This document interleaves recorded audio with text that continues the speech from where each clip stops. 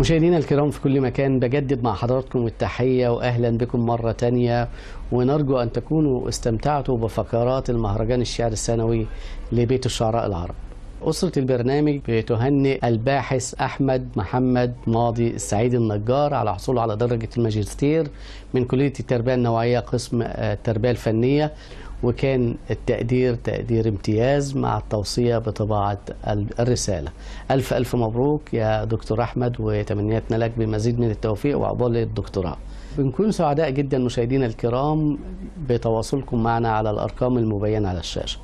إلى أن ألتقي معكم في الحلقة القادمة من الأسبوع القادم، أترككم في رعاية الله وحفظه، والسلام عليكم ورحمة الله وبركاته.